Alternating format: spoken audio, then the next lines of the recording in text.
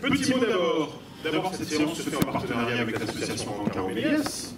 On n'est pas sur le carton, mais vous faisiez partie des co-organisateurs de cette séance. Je dis un tout petit mot, même si on se répétera demain soir en clôture, sur la formidable réussite de ce festival. On a dépassé les 5000 entrées. La salle a été pleine à toutes les séances du soir. Et le dimanche, par exemple, alors qu'on avait une salle en moins, on a battu notre record de fréquentation de la meilleure journée de l'histoire de Méliès, avec 5 salles sur 6. Donc là,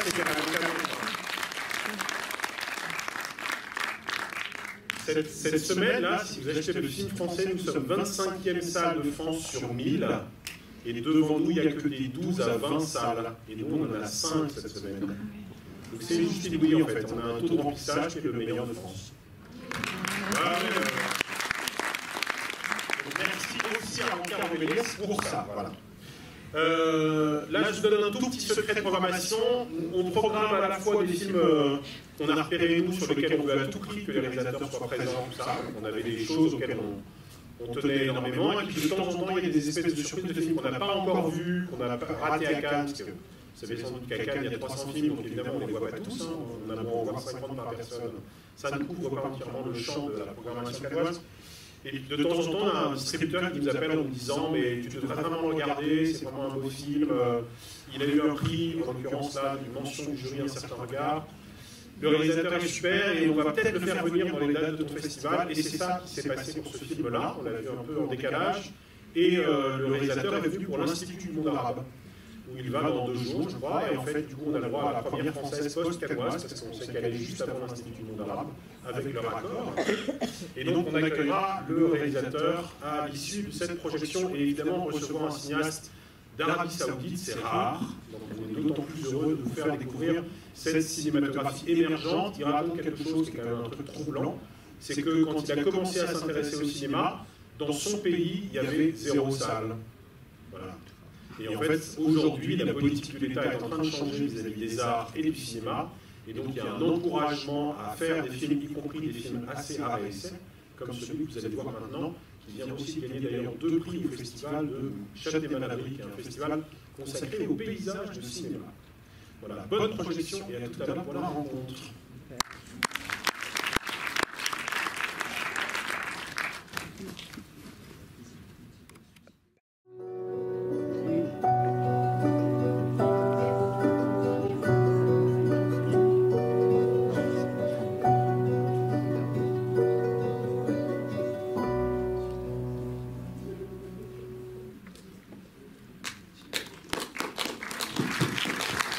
Merci d'accueillir le réalisateur de Noura, Toufik Al-Zaidi, et sa traductrice, Zelena Toutounji Govar.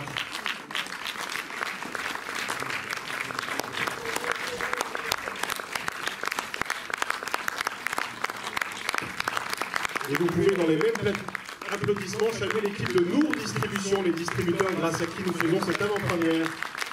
Et Lélia qui vous filme.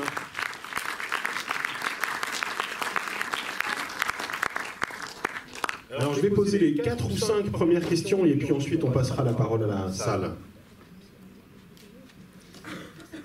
J'ai envie de commencer par des éléments de contexte pour mieux comprendre encore le film. Et le premier élément de contexte, c'est pourquoi l'avoir situé dans cette année-là. Et élément de contexte plus large, qui est quels sont les interdits qui à ce moment-là pouvaient frapper des personnages équivalents dans le rapport aux images, et notamment au dessin, mais aussi aux photos et au cinéma, puisqu'on évoque la destruction des vidéoclubs, par exemple.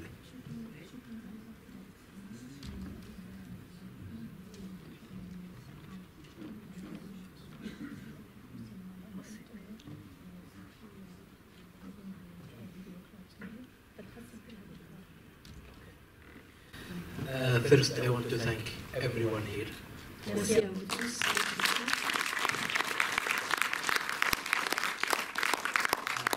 أول شيء هي التسعينات هي الفترة اللي عشت فيها مراهقتي. Tout d'abord, les années 90, c'est la période de mon adolescence.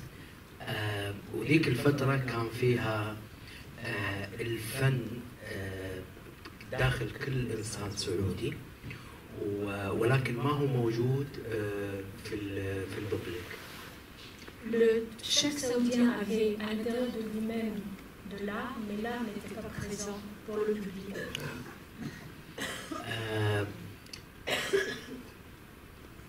الفترة هذه كثير كانت غنية بصناعة الفن مثل صناعة الأغنية، صدور المجلات. أنا عشت مراهقتي وأنا يعني تعرفت إنه في مهنة اسمها مخرج أفلام عن طريق المجلات. Alors à cette époque, en fait, il y avait une grande production musicale et la production de magazines. Et c'est à travers ma lecture de magazines que j'ai appris qu'il y avait un métier qui s'appelait réalisateur du film. برأيي إنه أفضل مثلا يعني كمثال كصناعة الأغنية أفضل أغاني سعودية صنعت هو في ذاك الزمن. D'ailleurs, à ce moment-là, dans les années 90, les meilleures chansons saoudiennes ont été produites. Alors ça ne m'explique pas du coup quel interdit frappe la question de la représentation, notamment des femmes, là, mais aussi le hors-champ, c'est-à-dire les attentats contre les vidéoclubs. Voilà. Qu'est-ce qui s'est passé après pour expliquer les interdits qui planent sur le film? Je ne saurais pas. I think أعتقد إنه في 1979 ميلادي صار فيه تحريم للفن. Alors en 79, il y a une interdiction de l'art. And 2018 Donc de 79, ça va tourner jusqu'en 2018. En 2018, la femme a obtenu le droit de conduire, les salles de cinéma ont ouvert, donc tout ça, ça s'est libéré. Et ils ont donc vécu 35 ans dans des interdictions en tout genre. Mais quand on parle d'attentats, à certains moments, à la télévision ou dans les magazines, ça c'est lié à quoi? À quel mouvement? Ça.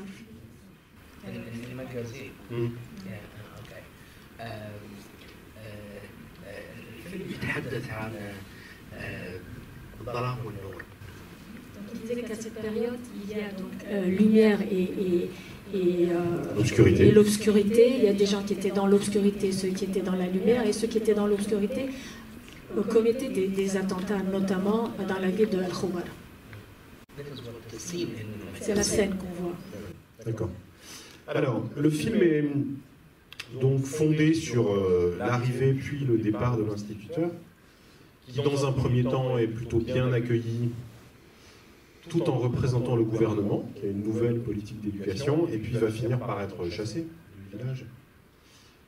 Et je voudrais savoir du coup pourquoi ça l'intéressait d'aborder ce thème-là, c'est-à-dire ce conflit entre l'éducation et l'art d'un côté, et puis l'obscurantisme, on dira ça comme ça, de l'autre.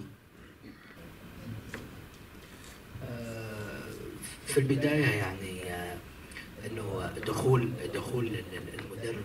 Alors, il dit qu'en fait, le professeur lui-même fuyait la ville parce que dans la ville, il a souffert de personnes très conservatrices, comme on les voit aussi dans le village. Donc, l'enseignement a été un peu son excuse pour arriver là. Il voulait retrouver un peu sa solitude.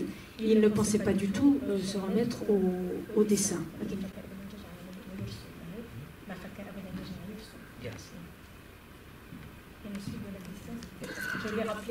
Ah oui.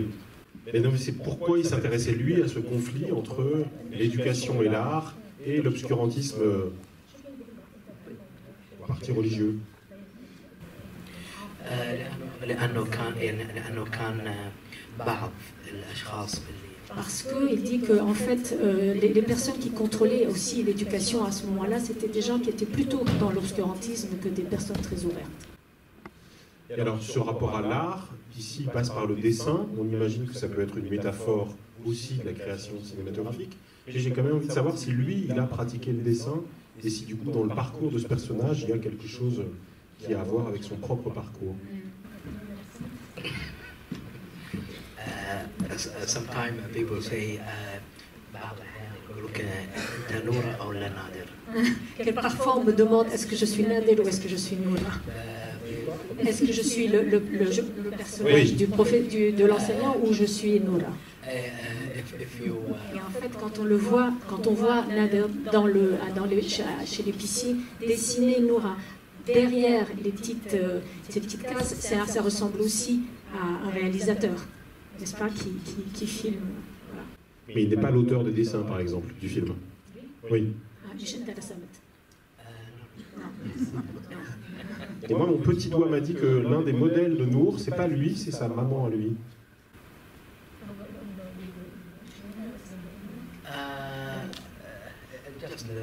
C'est que le nom. Ah, le nom est le même le nom que... de sa mère, oui. Mais votre mère n'a pas rêvé d'aller à la ville alors qu'elle avait été élevée à la campagne, par exemple. Peut-être que mon petit doigt m'a mal renseigné.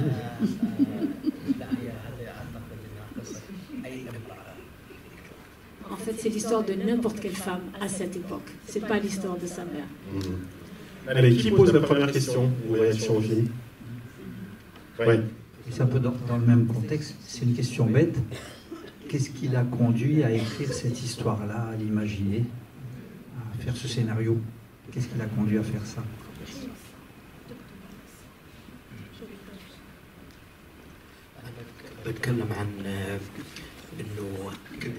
En fait, dans cette histoire, ce qu'il veut montrer et dire, c'est que dans chacun, il y a de l'art, un besoin d'exprimer de l'art, et il l'exprime comme ça. Et cette relation de la personne envers l'art est une relation directe. Il n'y a aucun intermédiaire, aucun intervenant. Et en fait, ce qu'il cherche dans son film, c'est exprimer ce qu'il a à l'écran. Ses sentiments à l'écran. Bonsoir. Bonsoir. Je voudrais savoir le budget du film.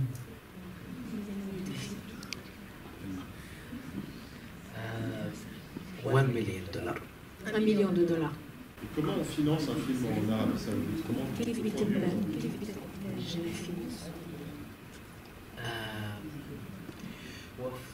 في أكيد في دعم من الحكومة، يعني في دعم هذه الأفلام، ولكن ما زلنا احنا في البدايات، يعني في طريقة الإنتاج، ما زلنا في البداية. Donc il y a un soutien du gouvernement, bien sûr, mais c'est une industrie qui est encore à ses débuts. كتمويل يعني؟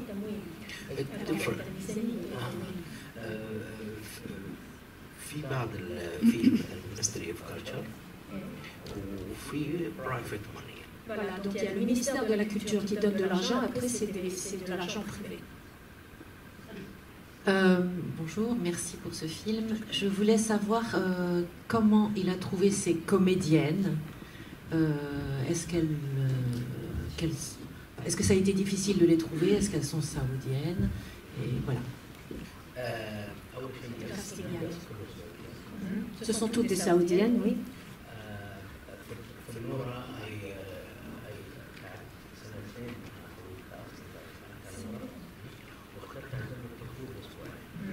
Pour Noura, il a passé 2 ans à faire des castings et finalement il a trouvé 1 semaine avant le début du tournage. Qu'est-ce qu'il aurait fait s'il n'avait pas trouvé 1 semaine avant le tournage? Il veut raconter une histoire à ce sujet.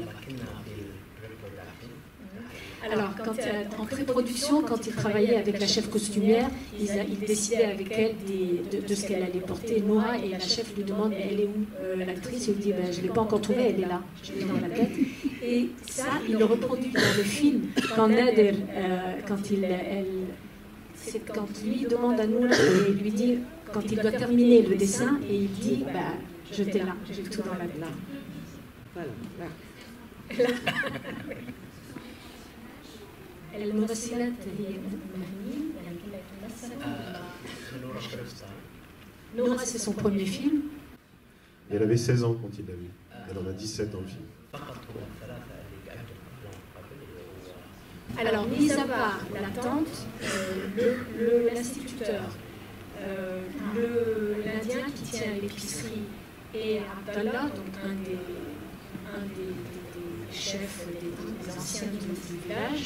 Ceux-là sont des professionnels, tous les autres n'avaient jamais fait de film avant. Donc aujourd'hui, on peut faire un film en Arabie Saoudite avec des actrices dévoilées.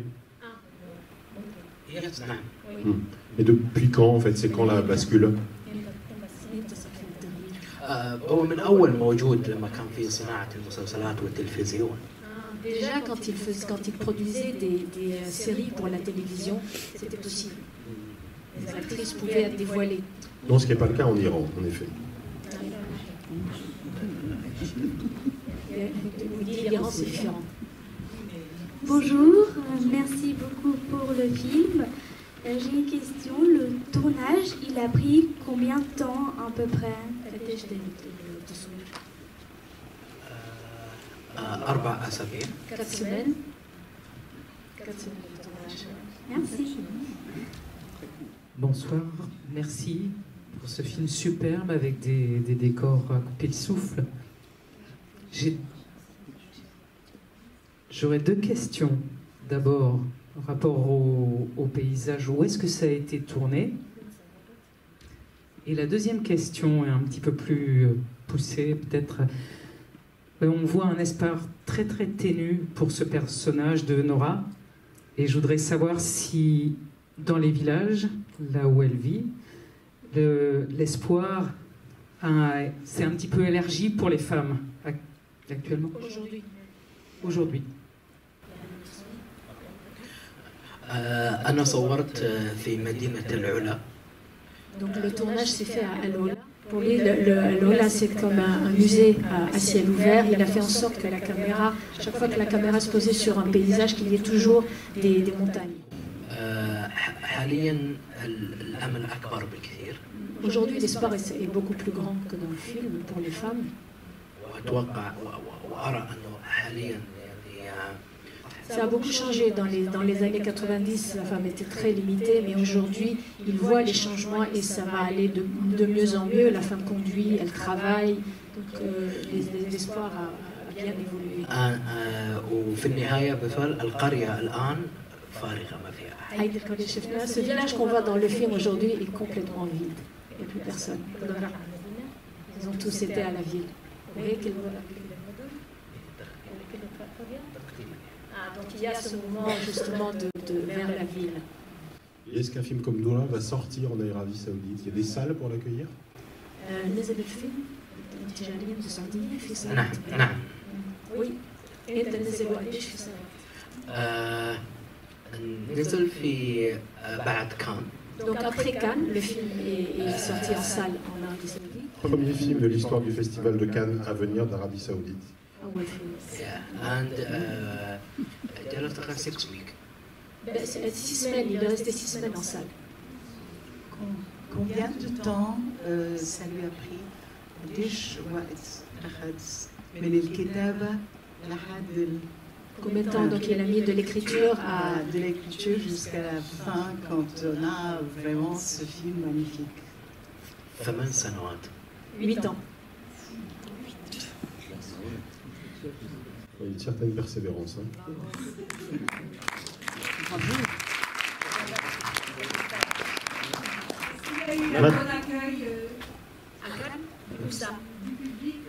Et de la critique. حبوه كثير خصوصا النساء. Surtout les femmes. Qui pose la petite dernière? Ah, où est-ce que vous avez appris le cinéma? ما تعلمت أنا السينما. Il n'a pas pris de cours, il n'a pas été à l'université. تعلمت بنفسي. Voilà, c'est un autodidacte. On va abolir les écoles de cinéma parce que les films qu'on montre ici sont faits par des gens qui les ont appris dans leur chambre, dans du flot. Les chambres noires. Ouais,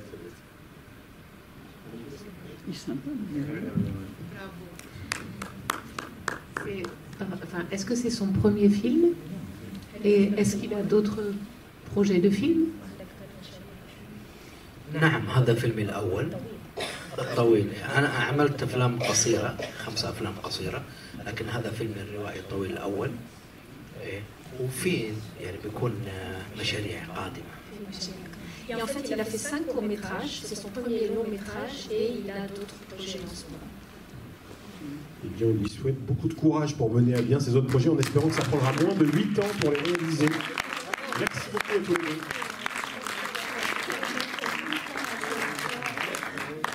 Merci. Merci. Merci et bonne soirée.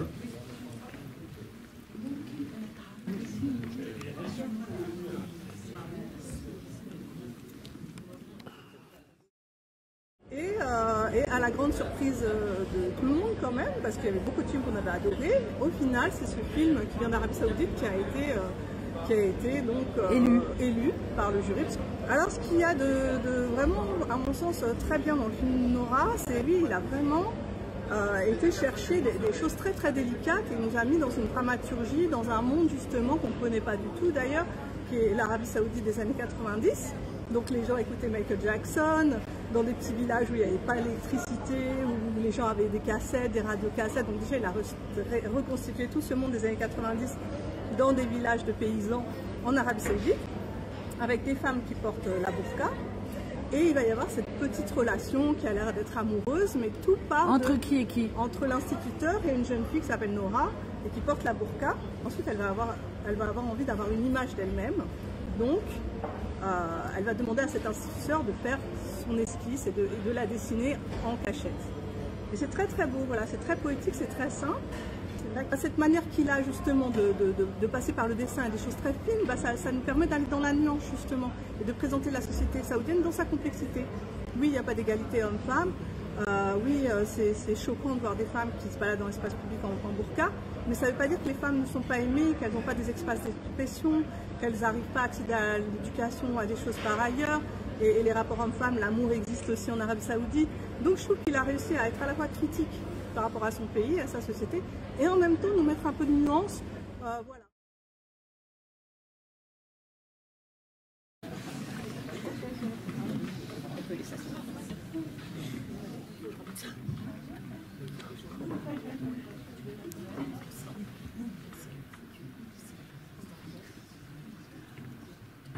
Thank you for screening Nora in Monterey Festival. I want to be here with you tonight. Sorry I can't. And thank you for this award.